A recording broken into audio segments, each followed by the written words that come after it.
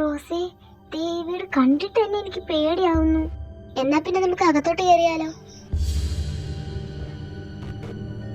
Hello, ഇവിടെ ആരെങ്കിലും ഉണ്ടോ? ആരാ? ഓ, അമ്മൂമ്മയ്ക്ക് നാളെ പരിചയമില്ലല്ലേ? ഞാൻ ലിസ, ഇത് ജിനി, പിന്നെ ഇത് റോസേ, പിന്നെ ഇത്. അല്ല, എന്ത് വേണം? ഒന്നും വേണ്ട. ശരി, ഒന്നും മിണ്ടാടി. അയ്യോ സോറി അടി, ആ ഫ്ലോയിൽ അറിയാതങ്ങ് വന്നോയതാ. അതെ അമ്മൂമ്മ, ഞങ്ങൾ ഇവിടെ അടുത്തുള്ള ഒരു വീട്ടിലെ ടൂർ ട്രിപ്പിന് വന്നതാ. ഞങ്ങൾക്ക് അവിടെ വെച്ച് പ്രേതത്തിന്റെ പ്രസൻസ് അനുഭവപ്പെട്ടു. ഇപ്പൊ അത് ഞങ്ങളെ പിന്തുടരുന്നുണ്ടോന്നൊരു ഡൗട്ട്. ആ, എങ്കിൽ അകത്തേക്ക് വരൂ.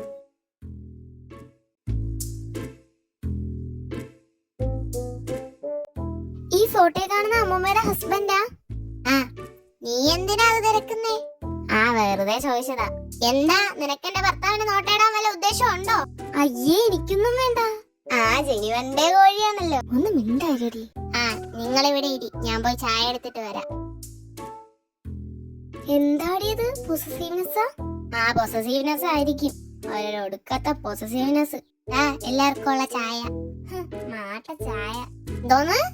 അല്ല, നല്ല ചായ ആയിരുന്നു പറയായിരുന്നു. അമ്മും ചായക്ക് കടുപ്പം തീരെ പോരാ കേട്ടോ. നീ ഇവിടെ ചായ കുടിക്കാനാ വന്ന? അല്ല. പിന്നെ കാര്യം പറ. അമ്മൂമ്മ, ഇതിനുള്ള പരിഹാരം ഞങ്ങൾക്ക് വേഗം വേണം. ഞങ്ങൾക്ക് തിരിച്ച് ഞങ്ങളുടെ നാട്ടിലോട്ട് പോകണം. നിങ്ങൾ പറഞ്ഞ വെച്ച് നോക്കുമ്പോ ആ പ്രേതം നിങ്ങളെ വിട്ട് പോയിട്ടില്ല.